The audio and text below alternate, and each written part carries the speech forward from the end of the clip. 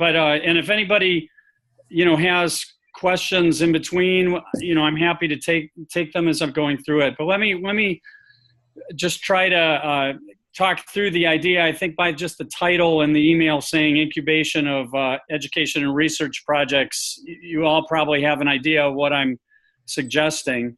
But thank you all for making it. Really appreciate you taking the time today to do this. Okay, no, it's not advancing. Why isn't it advancing? That's on your local machine. Yeah, I know. I'm hitting the keys that normally advance. Okay, I'll do it that way. Okay, so what I wanted to start with, because I think I know many of you, if not all of you, and you may not know about some of the research I've done from the social sciences. And so I want to just start out with this concept, these set of questions. What do you think these three characteristics describe? Problems or new ideas and their solutions are decentralized or separated. Participants have diverse motivations driving their participation. And the third is the governance and management of the effort is separated from the property rights of the effort. Anybody want to unmute, have an idea what I'm describing here? If not, I'll just keep going. This is what we're all using. The free phosphor G projects fall under this. So this is really describing open source software and the way open source works. And this book by Yochai Benkler, is an intellectual property scholar at Harvard, came out in 2005. Was the first time that phrase was coined, and I have been studying this stuff for about 15 years now.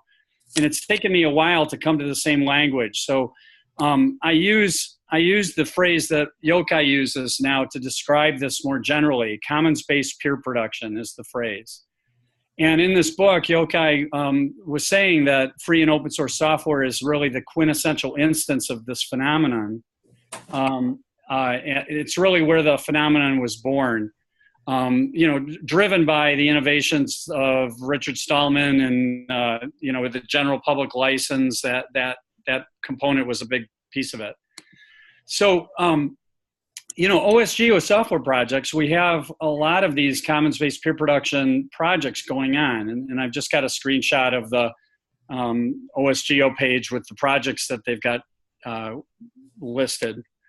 And I'm not going to take time on this, but it would be an interesting dialogue, to talk about these three components. Problems, bugs, or new ideas are found by somebody and then they're solved by somebody else. I don't know the background of all these projects, but my guess is that people on these projects have at least different, in some cases, different incentives for participating. So some might be doing it because one big one is user-centered need, which a guy named Eric von Hippel at MIT has written a lot about. And that's a big driver of why people participate in these. And that's an important one as I get later on to both either the research or education. The idea of Geo for All labs participating because they need whatever they're working on for whatever they're doing in their own locality. But there are other motivations too. We have firms that might be paying people to do it. On our campus, we use the course management system Moodle, and we have actually an IT person in our campus that is paid to actually contribute to the Moodle software as part of their job. So that's an example of a paid. And there are other motivations too, but I'm not going to spend more time on that for now. The governance and management stuff is really talking about that, if you think about something like a proprietary place like Apple and their OS 10 or something, they govern and manage that project, but they also have property rights to the next version, the version control system, and what goes in the next version.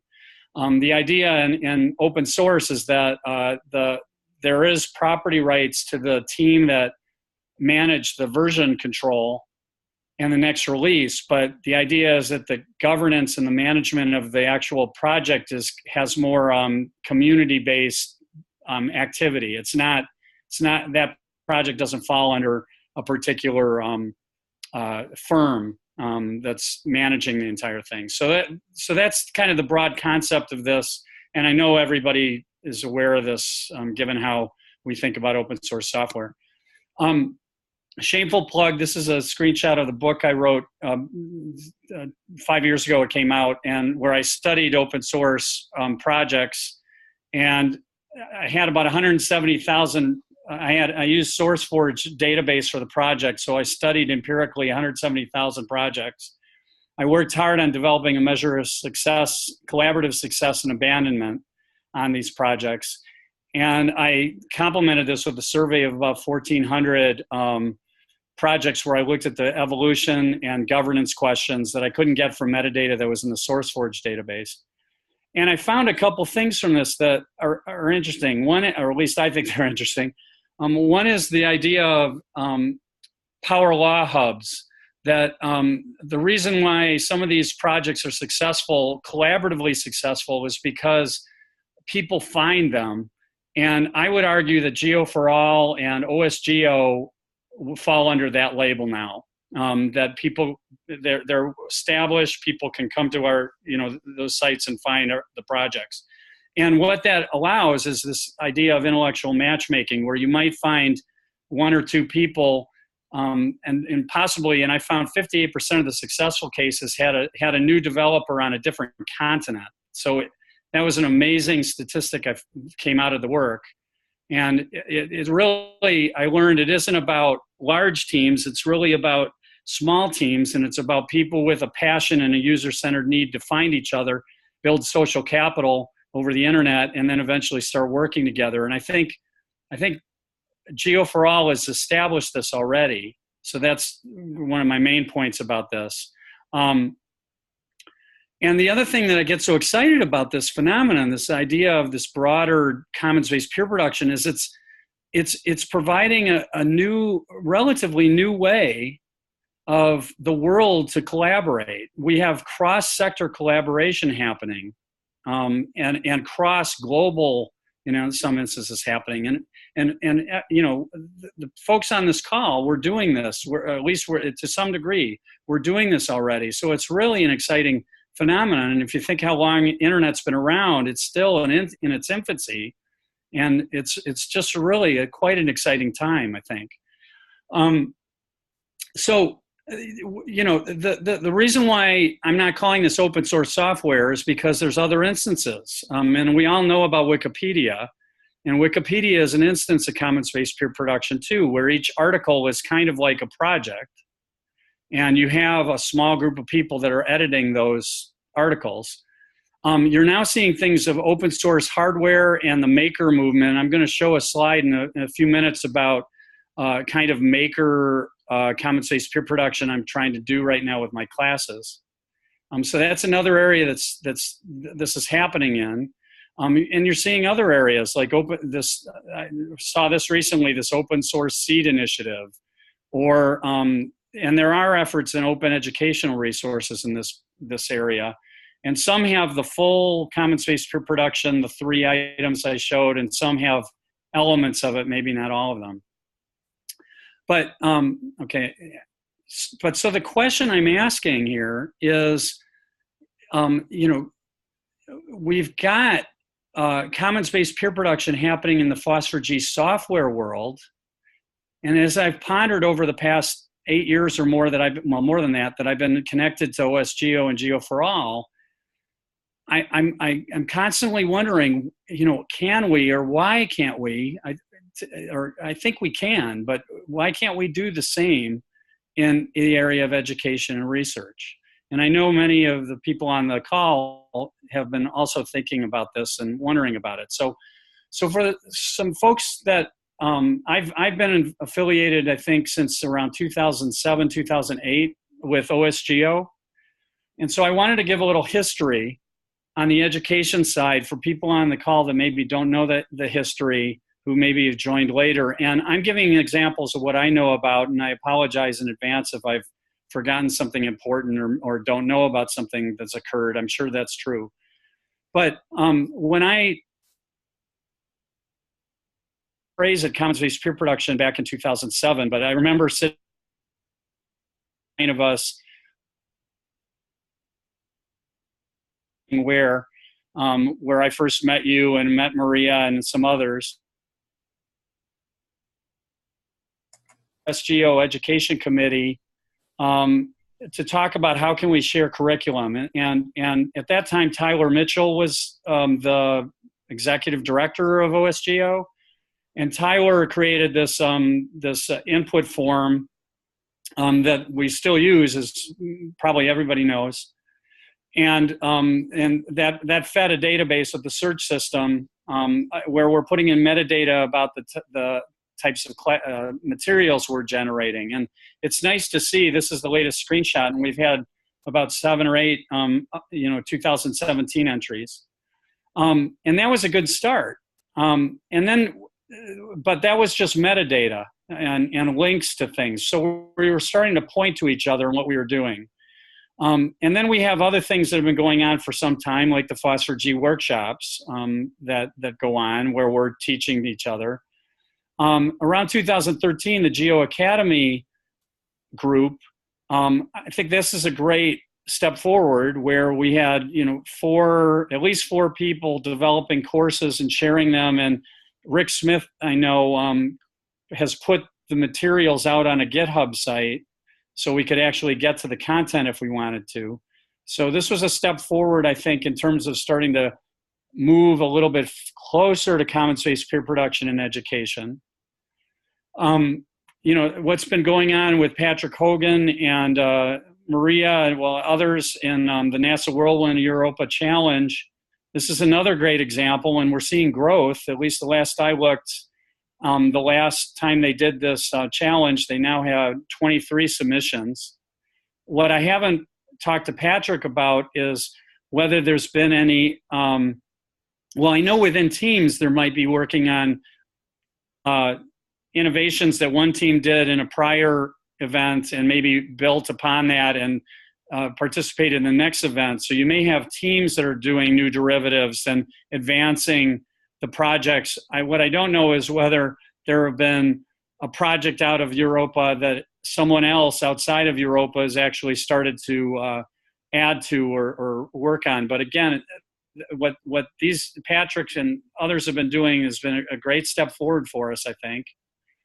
And this, one of them, Ron Fortunato in the Trillium Learning Group and Patrick, I know that in that instance, and there's others, where that's actually been a collaboration between NASA assisting the Trillium team, or it's a commons-based peer production in that there's across the school, industry in terms of Ron and Trillium Learning, and also a government agency all working in some way together. So that's hinting and a great example of where I think the potential we're heading toward.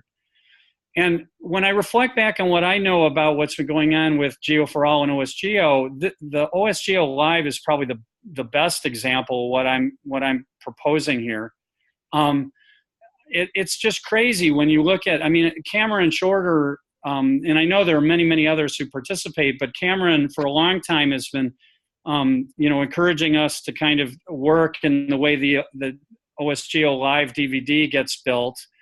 This slide blew me away, and I'm not even listing all of them, but these are all the contributors to the OSGeo Live. It's just amazing. And they cross-sector.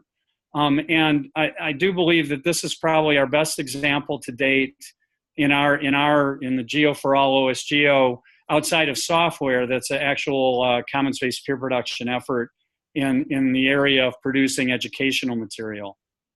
So now on the research side, so that was about Geo for All education.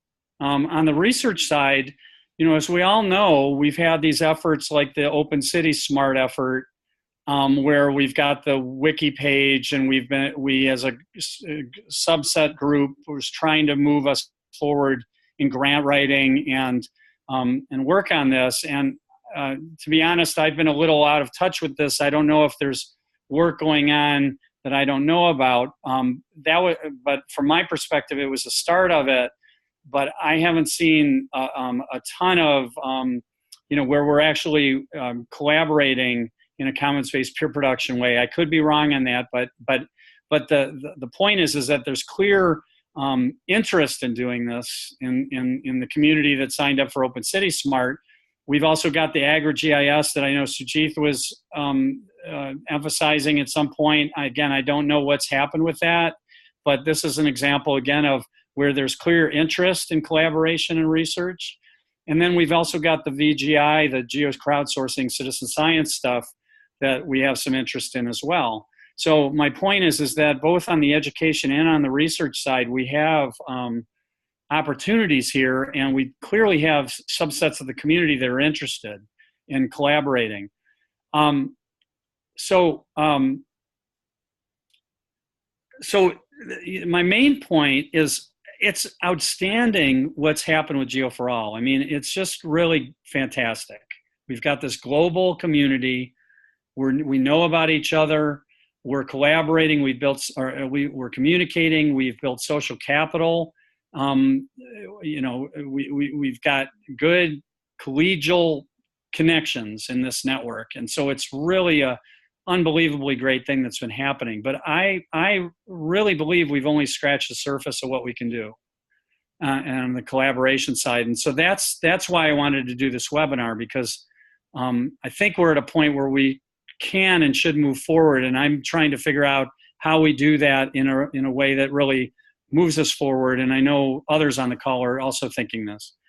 So imagine this, that we have educational projects that are true commons-based peer production, where we have open access licensed educational material that any teacher could use at any level of school.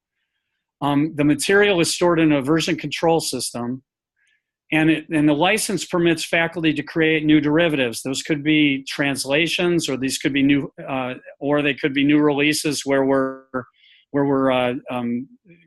creating new versions based on the software it's tied to's versions.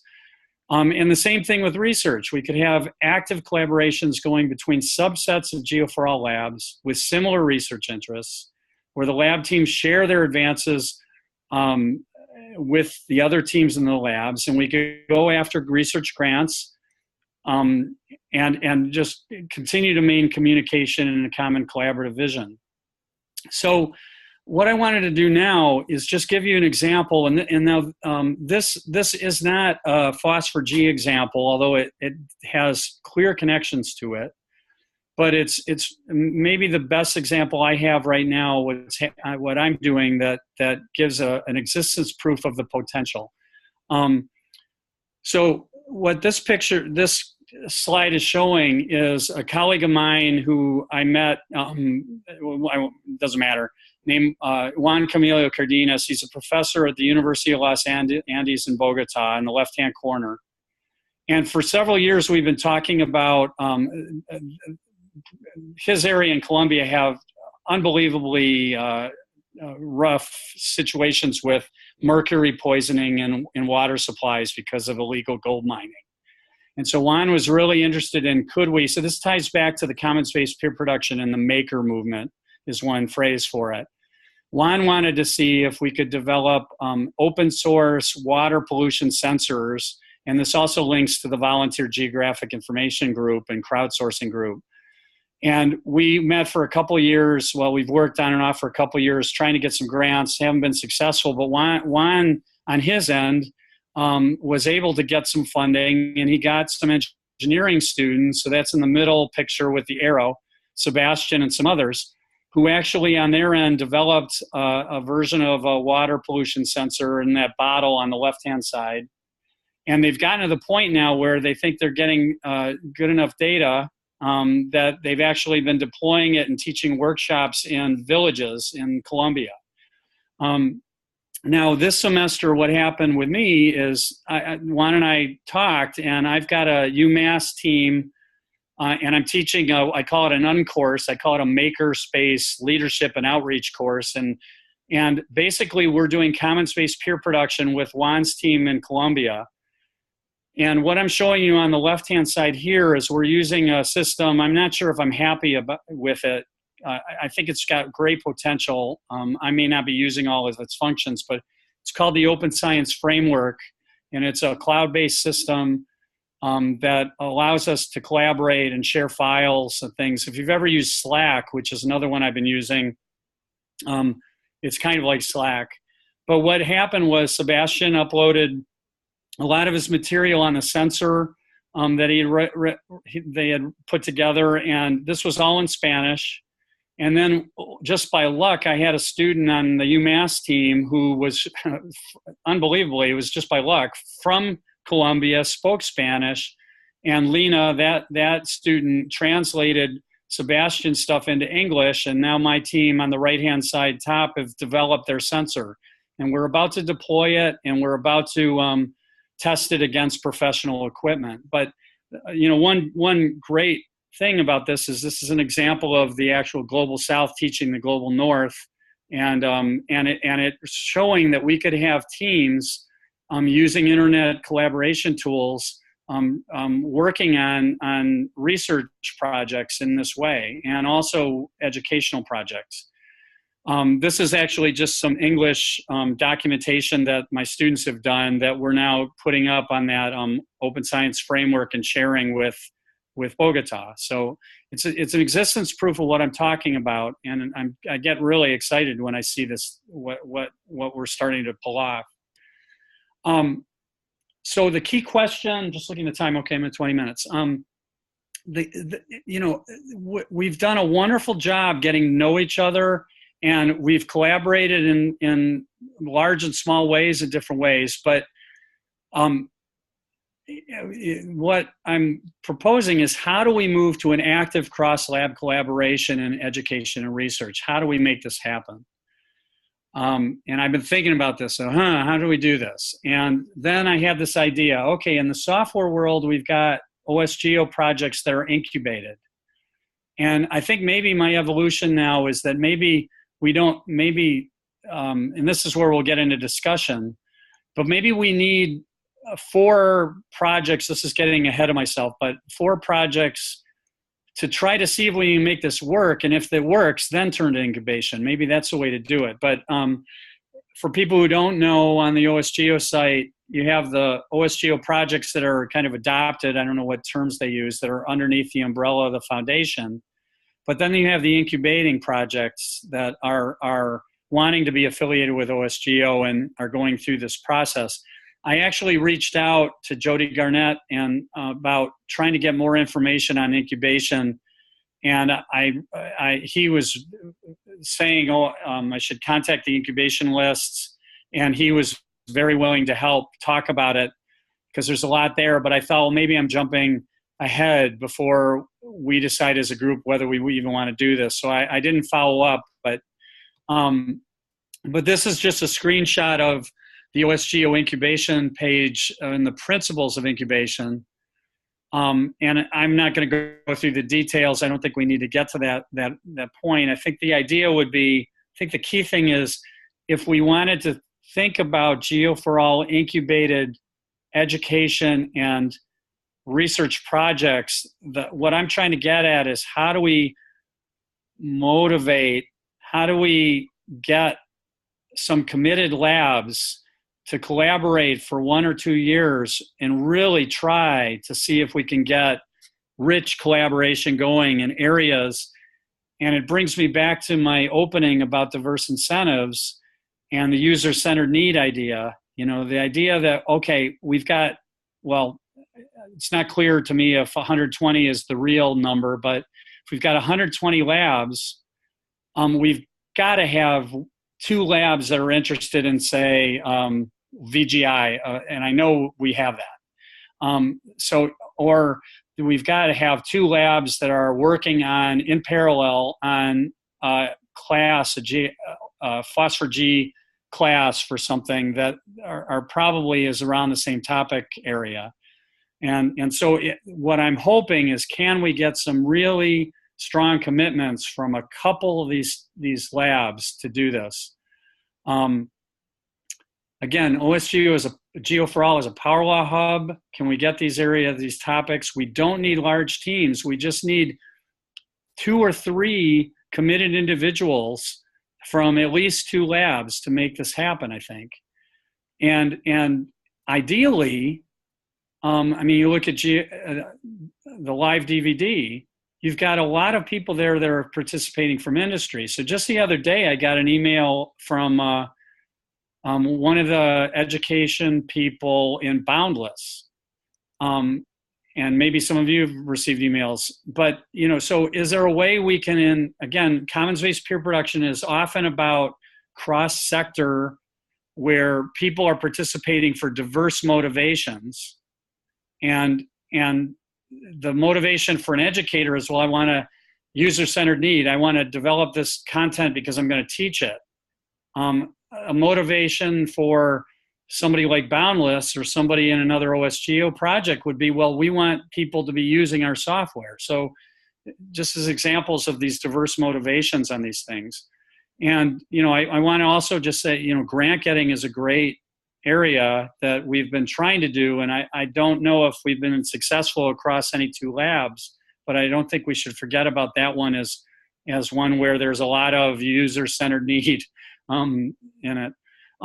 So I'm just about to wrap up, but the projects, these things will need one of the things that's had kind of stalled us in the early days of the education side, circling back to the Tyler Mitchell form, the metadata form that we have operational for class inventories, educational inventories.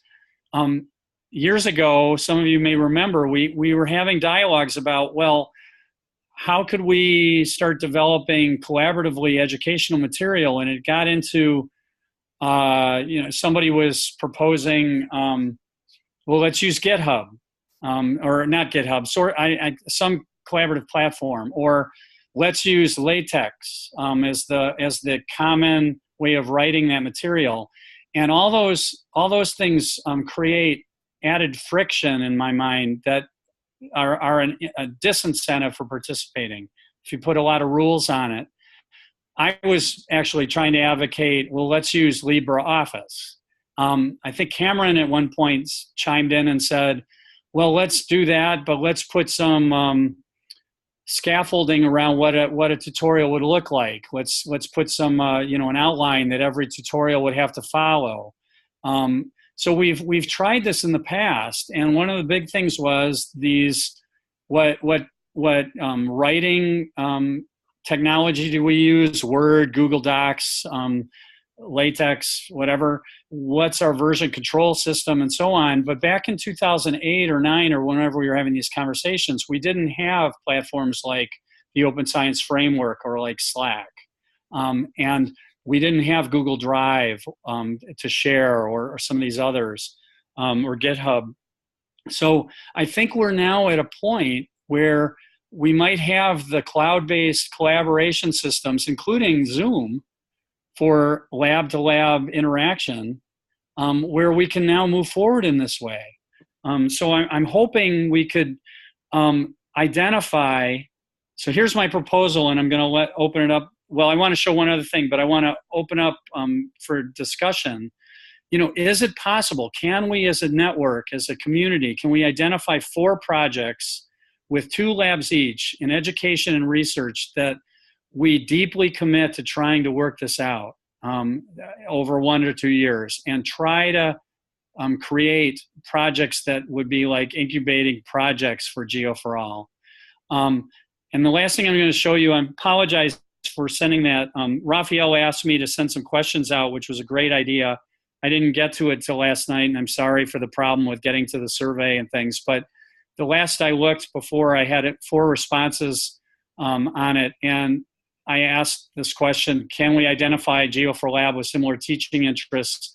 Would you be open to collaborate? And of those 4, 100% said yes. Research, the same thing.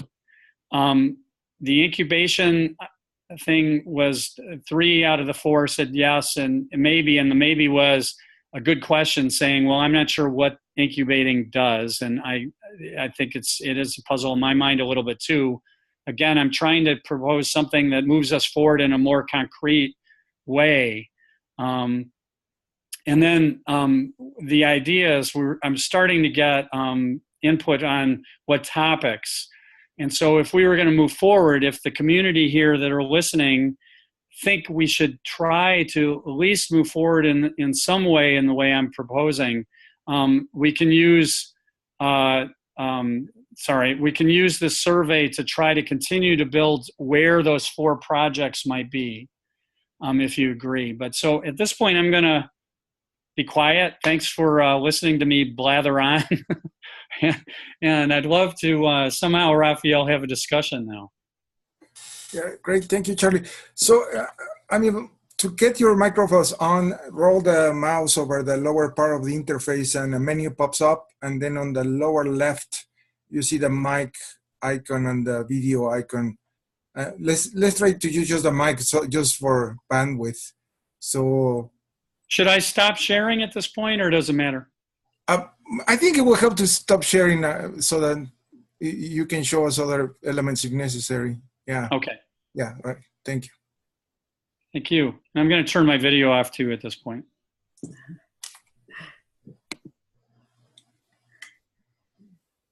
So does anybody have any reactions, positive, negative? How do we begin the discussion? Charlie, I think you should set up a wiki page for this. Okay. So that you can see how many people will contribute to that wiki and join through wiki with their ideas. Yeah, that's a good idea as opposed to doing it through the survey. Okay, yeah. Yeah, so and you can put on that, you can use the survey questions and the survey structure to set up that wiki, and also you can put there the answers that you got so far. I couldn't fill in the survey because it was telling me that I need a permission. Yeah, I'm sorry. That was that's fine. Yeah. Yeah. Another thing, like Open Science Framework, we are using it too, but it's again like we are using it just very little. Well, the thing about tried it out. The thing about Open Science Framework, and I may be missing something, I took a workshop on it, and the one thing it's missing really, you've got a wiki that you can share, but it doesn't have the notification, the communication mechanisms that Slack has, which I'm finding to be very helpful.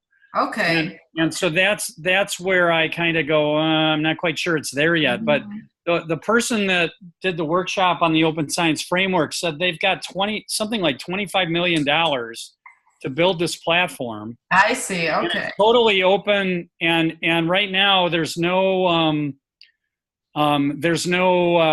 size constraints. You don't have to pay for anything. Slack, you do. But both of these have these plugins to like Google Drive or GitHub and other things. So I just don't know if Open Science Framework is quite there yet in terms of the communication systems that are needed. But this is where I would love to see if we could identify 2 to 4 projects where we are committed to try to hammer out some of these methods. Yes, and yeah, we will be interested in participating. I'm familiar with incubation process because we went through incubation with grass. It's very, very challenging. So you really need to have not only those 4 projects, but we would need to develop the process, like what would be the requirements and who will be doing it. Are we going to have a mentor? Like each project that is going through the incubation has a mentor that needs to be a volunteer. And then you need to have a committee that will actually vote that this project or this education material is incubated. It doesn't need to be like a big committee. It can be like 3 people or something like that. Yeah, and I think, since I had this idea up until yesterday, I started thinking, okay, maybe is the process that we try to get 4, I'm using 4 as an example. Yes. Could be smaller or larger, but 4 projects going where we're really committed to try to get cross-lab collaboration. And maybe after a year or 2 years, maybe that's when we develop the incubation thing after we've got some Okay, sounds experience. good. Yeah. But what I'm trying to do is get some more solid incentive, and incentive maybe not the right word, but the Open City Smart, as an example on the research side, that was a wonderful effort and collaboration. And anybody on the call, correct me if I'm wrong, we were making progress there, and then it kind of just stopped. I haven't seen much activity, and I may be wrong on that, and I apologize if I am. But that's what I'm trying to figure out. How do we really make it tangible? Because there's such potential here. Mm-hmm. I think like for the smart cities, I think in Europe it has moved forward. So it's not like completely stopped, but they are not updating, for example, the wiki with the information. I'm not. It's all in emails, so that's how you lose it when you just have your communication in emails. It just gets completely lost. So exactly. Yeah. For the one comment about the 4 projects, when you are talking about the incubation and the participation that you essentially open, that you would like to see, let's say, 2 groups collaborate on one educational material. The way how the software actually works is that there isn't really a requirement for incubation that you demonstrate that there are various people or various groups collaborating, but you have in place an infrastructure and a process how other people can join in development. So essentially you need to show that your educational material is developed in such a way that anybody can contribute, let's say, a new assignment or an enhanced lecture or something like that, but you don't really require it. It really depends on whether anybody needs it or whether anybody wants to do it. As you said, like it's based or driven by the need. So I'm not sure whether we need to be looking at the groups that are willing to collaborate. I think we should more look at what's the best infrastructure that would allow others to enhance or to create derivatives, for example, of the educational material. Yeah. Can I ask a question on the software incubation? So am I right in saying the reason why a software team would want to incubate with OSGeo and go through those extra steps is, it probably goes back to my Power Law Hub point, that they want to be affiliated with OSGeo so that their project gets more exposure? More exposure, and it is trusted, you know? And it's trusted. You have hundreds and hundreds of different projects. But with the OSGeo if the project is OSGeo project, you can trust it that it will be there next year, and that it has big enough users community, and that it has the processes and procedures in place where people can collaborate. But I think that the biggest issue is that it's a reliable, mature software. So I'm trying to conceptualize how that maps over to education and research, or does it? Yeah, I think it does in terms of educational material. What I was thinking about, like what would be the conditions to say that the material is incubated. For example, I would make it any requirement that it was tested either in class or as a workshop or, you know, in some way, that it is not just something freshly developed. And then, so somebody must have already used it. So for example, the Geo Academy or many other courses or workshops that have been used would be a good example. So there will be, I would look at the conditions for incubation of the software and try to put on Wiki which of those conditions would actually map well or translate well for the educational material. But I would definitely, maturity is one of the conditions for the software. So if we found a version control, and the thing about GitHub is it's still, for some educators, I mean, I don't find it particularly, I don't use it enough, I guess, to find it particularly user-friendly. But if we could find some version control system for educational material developed by some of our labs, that would actually have a Creative Commons license that would allow new derivatives, it seems to me that we could possibly incubate those. Well, I think we can use this 2-year period to try different things, because GitHub is now starting to be so common that we can just test it. We can just say, here will be a couple projects that are in GitHub. For example, our material is in GitHub, GeoAcademy is in GitHub. And then look at something else that would have the version control. You need to have the version control, because otherwise it's just impossible to manage. But so I would say, let's use this to test it. But it would be good again to put this into Wiki. Let me ask one other thing, and I'm sorry to be monopolizing the time if other people have questions. Sorry, I am monopolizing. No, it's great. I just I'm apologizing to others who may want to say something. Getting into the incentives for why a faculty member would be wanting to do this. I've for a couple times in the past, I've thought, well, could we somehow harness the OSGeo journal? If we could make these educational materials, quote unquote, published, so that they could at least, and I don't know how many people on the call have what happens on my end, where we do annual faculty reviews, and we have to report our productivity.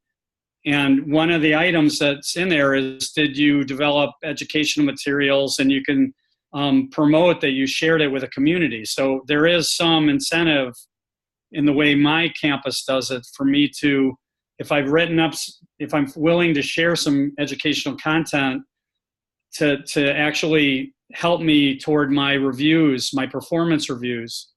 And I find myself wondering, how could we do that in such a way, especially junior faculty, which I think, if we could get an educational repository, if you've got a junior faculty who teaches in a geoscience program and is trying to build a new, let's say, intro to GIS course, and finds a whole repository it's already put together, well, then they can work on more of their research or whatever.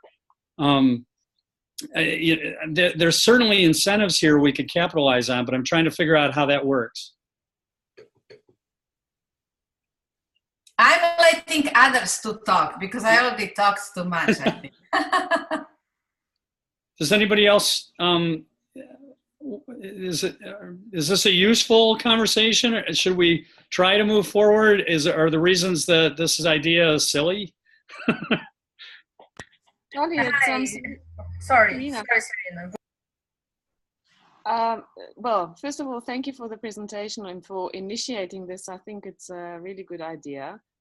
My perception is, I can very easily conceptualize how this can work for a commons-based repository of educational material. And I think if one can sort out the infrastructure and the process, it will just fly, because in South Africa, and I think also in Africa, universities don't have educational material. The students don't have money to buy textbooks. They very often, have lots of constraints. So if you can get these people contributing because they are using it, I think it will just develop all by itself. That's what I think. But from a research point of view, I'm still struggling to see what this commons-based thing will be. Let me comment on research a little bit. with the research, our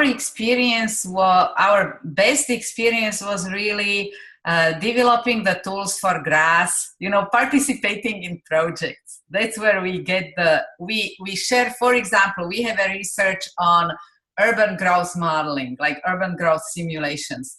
So my students, they actually, when they work on this model, they took the model that was a research project and made it into a module in GRASS. So now the community can really use it, but there are also others who can improve it. So they are really, and that's really Anna and Vašek, they have been really great to taking the research in our lab and put it into an open source project so that it can be shared. But that's just one thing. I think Maria has lots of examples of collaboration across different laboratories, again, in a little bit different way. But I think it would be good if we focus with this incubation effort really on the educational material. Yeah, well, that sounds like it's more tangible at this point. Exactly, and more specific, more focused, because the research is very, very broad. I know I've heard Maria say with her UN effort, yes, that one of the things that she'd really like to see is more advanced materials, because I think that she's solicited, I don't know this for sure, but I heard, she told me this at the Phosphor G Boston conference, that she's been reaching out to the Geo Academy faculty, or at least some of them, to somehow connect to the Geo for All UN. I don't know what the title of the UN effort, the UN educational effort that she's connected. But she was saying that she really has a need for more advanced stuff. Yeah, so and that's go ahead. We have it. I just didn't have we are doing more quite advanced, graduate absolutely. level material, and we will be doing even more. But I just didn't have bandwidth to work on the UN stuff and to offer my help to Maria with this. So, but that's where. I wish she it's too bad Maria isn't on the call, because I'm sure she'd have thoughts on this. But that's an example of maybe where we're focusing in on maybe one of the projects. If we could find a couple labs working with Maria on what her needs are to collaborate on an advanced class for the UN group, but also to be taught in their own universities. I know for me, I've been asked to do a more advanced class, and I'm in a forest ecology, wildlife ecology. I'm in an environmental department, and the course that they've asked me to work on is remote sensing using imagery from quadcopters. Okay. And so I know Michael Stark, I think, is yes. So I've been wanting to reach out. We are doing it as well. Yeah, we are doing it as well. I know, and Lena, is it Fleischer? Yes, she's doing it as well. Yeah. I attended a workshop with her in Phosphor G Boston, so that seemed to be one where I'm willing to do this if I could find a partner lab. That particular curriculum that I'm working on, again, user-centered need, right? So I think that's what we've got to do, is we have to find people who are going to be planning on teaching something next year and are developing a course or and then could we find another lab who's somebody's needing the same materials? And we are I'm working on that course. We have had it for past 2 or 3 years, and we are redesigning it, trying to put there more open source material. But again, like, it's online, it's in GitHub. You are welcome to. Okay. Well, maybe we just found one there. That's right. Yeah, we could do that. That would be actually quite interesting. I don't know if there's others on the call that have their own needs over the next year on the education side. And it's a good time to start working on it when it is still being developed. Right. So that's another issue. You can either work with the existing material that is well established, like our modeling class, but then it may be more interesting to really work together on a material that is under development. So yeah, that's yeah. Mm-hmm. So with the audience, is it fair to say that this idea, at least of trying to move toward this commons-based collaboration, is a good idea in the education space? Is there anybody who thinks it's not a good idea? Okay. So, I have. I wanted to let other people have more experience on this talk, but just quickly to give time for everyone else to participate. Just, I have a question for all of you, like Helena and other people have been working more. I agree on what Helena is saying about concentrating on infrastructure. I have this dilemma. On one side, I think a call for action, let's do something right away, concentrate on the problem and move it forward. I see the value on that.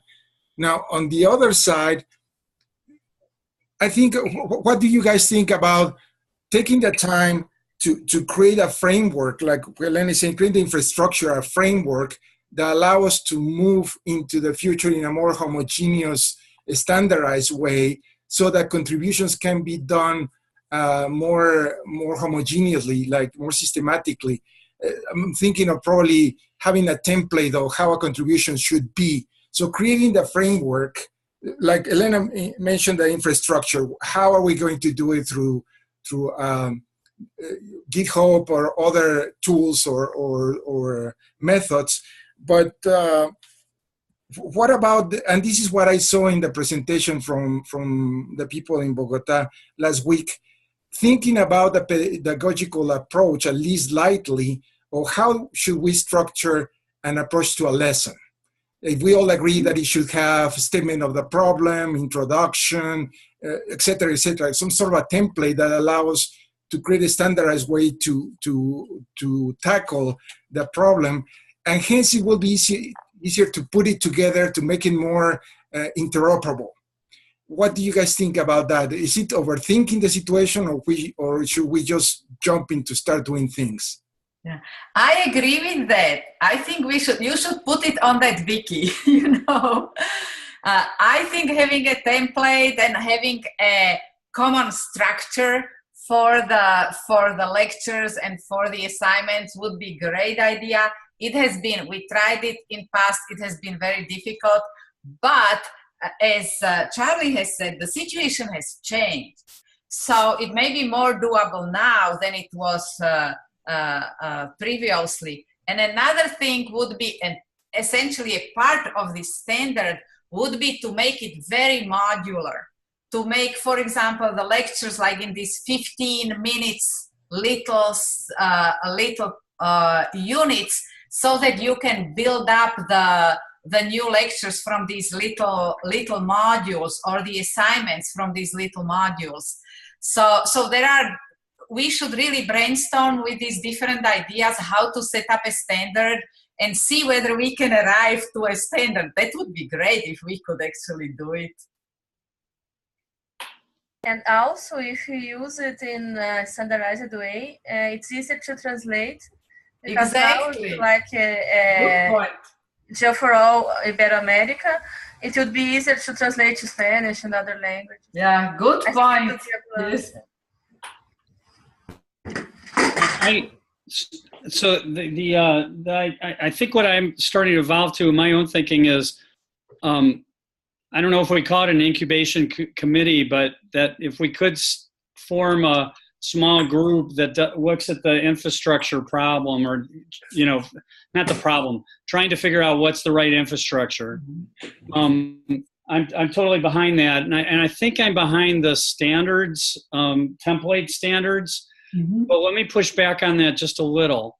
One is, you know, the more Benkler, Yochai Benkler, the guy I cited, he's influenced me a great deal, and he talks about task granularity, fine scale versus core scale tasks. And a core scale task to him is one that there are more rules or more kind of friction that keep people from producing. And that's what I always worry about, is if we start putting more rules, it's gonna hinder people from collaborating.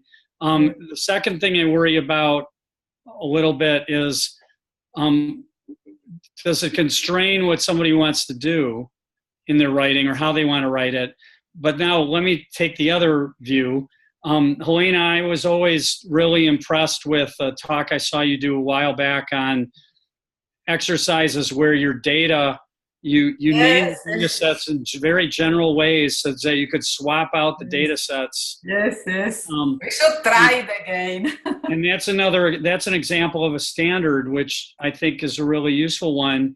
Another standard I've thought was important, kind of getting in the modular, that I've struggled with a bit is, can we write materials that are more conceptual and theoretical with not specific, not referencing specific software. Yes, that can be done. And then on the side, have exercises in that different software that complement that. So that would be another potential standard we could be moving toward. Mm-hmm. Yes. So I've kind of sent messages against and also for on the standardizing. But yeah. Anybody else want to comment? I think we're at about 3 o'clock now, or we're at the hour. Charlie, this is Sujit.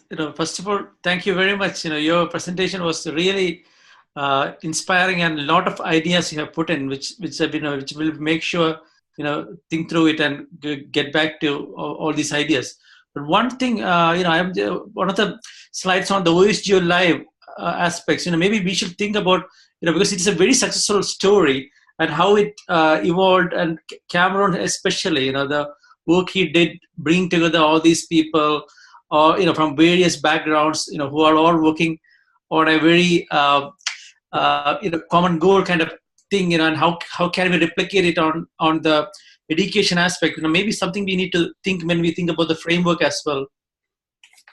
Yeah, well, Cameron was a big proponent of standards. Mm-hmm. And I think he also, thinking back to conversations years ago with him about this, I think he would, if he was here, he'd probably say, you really need a strong leader on the project, which I think my right. Is that. And it's interesting because I don't know, maybe somebody else on the call knows, but when I looked at the Geo Live, I yesterday as I was preparing that slide, I think it's his company that's listed as one of the big sponsors.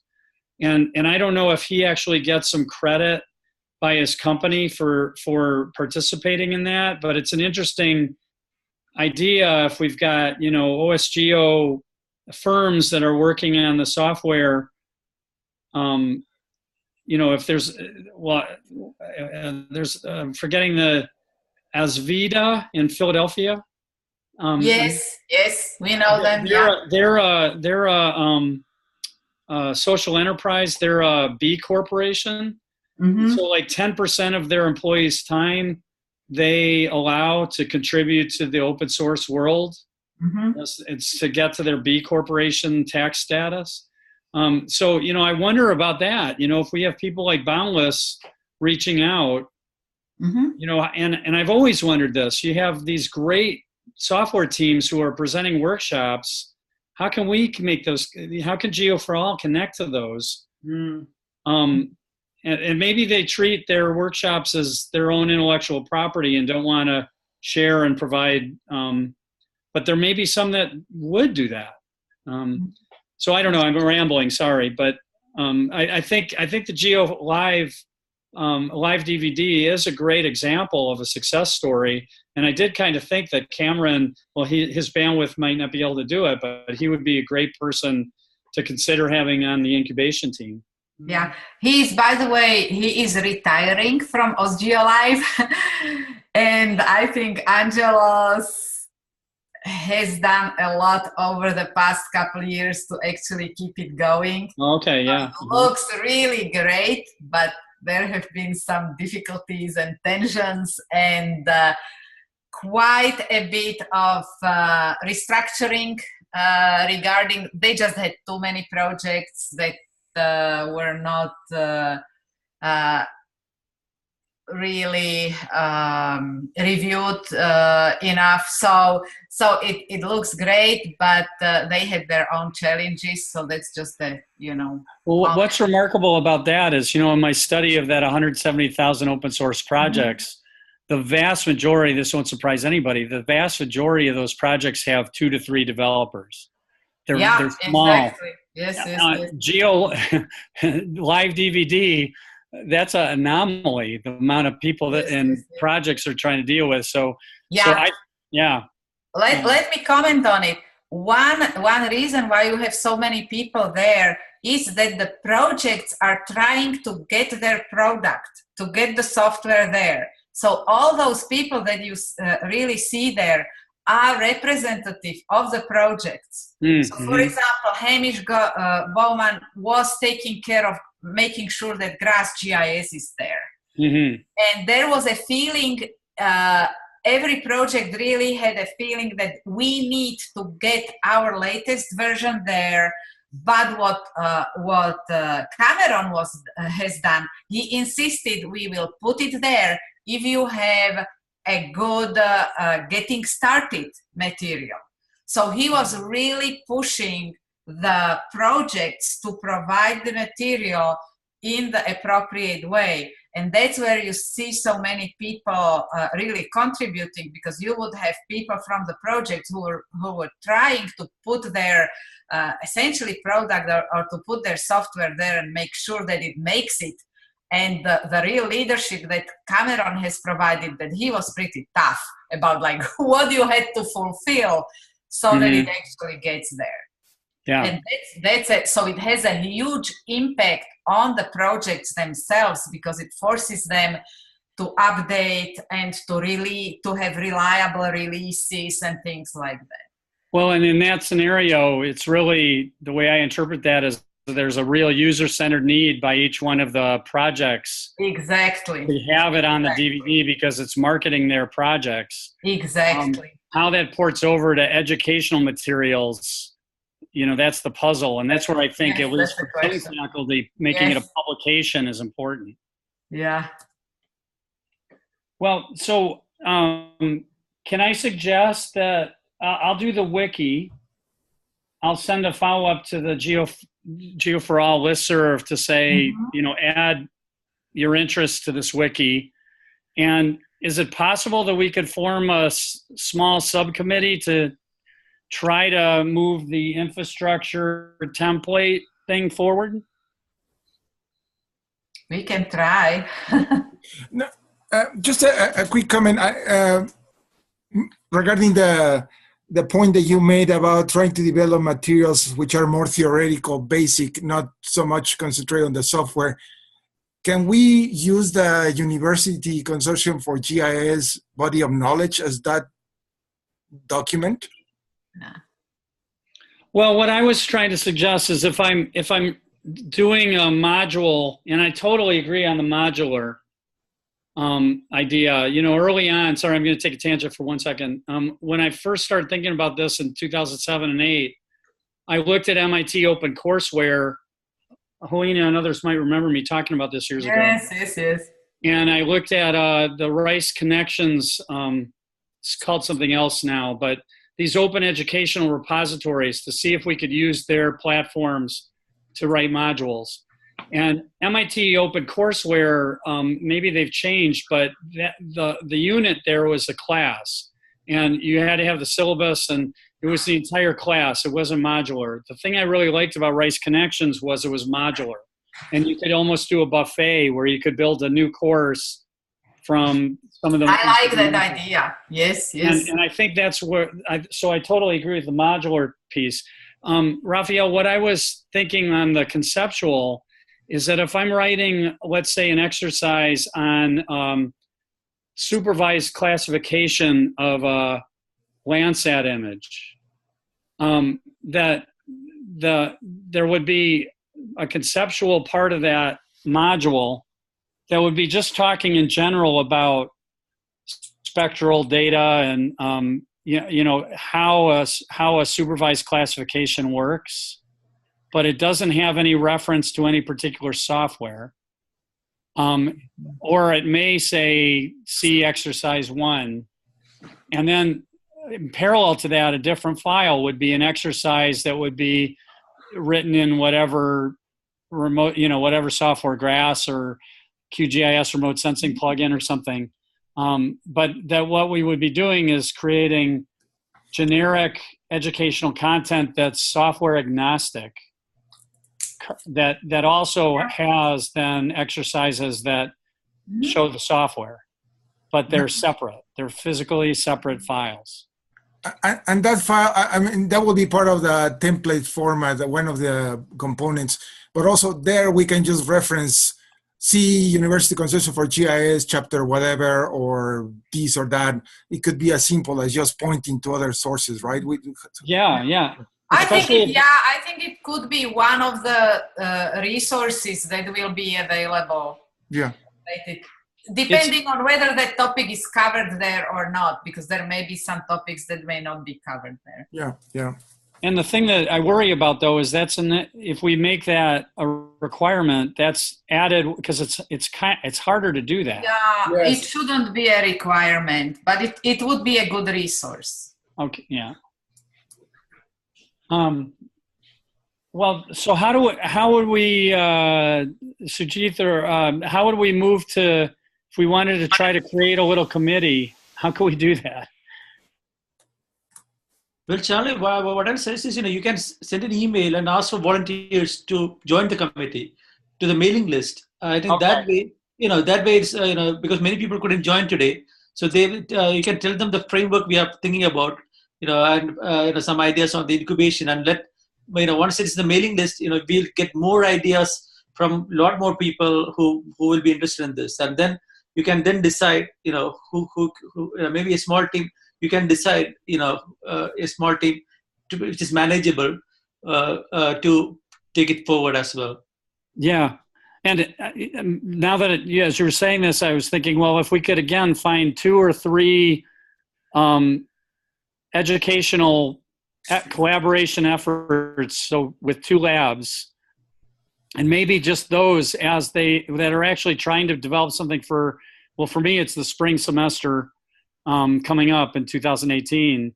So if we could find, 2 different projects that do that, maybe that could be the committee. Because as we're practically trying to develop something that would go operational. Okay, well, Rafael, I don't know if we should close at this point, but I just really want to say thank you to everybody who attended for listening to me blather on for 45 minutes. I really appreciate it. And this is such a great community, and we're doing great things. It's just how do we move to this next level? Sounds good. I think it's great. Thank you very much, Charlie, for your initiative on this. The recording will be posted in the Geo for All, and we will send an email to everyone so that they can go over it. Well, thank you very much, everyone. Thank you, Charlie. Thank you. Thank you. Cheers. Bye-bye. Cheers. Thanks, Ciao, ciao. Rafael. Thank Bye. you. Bye.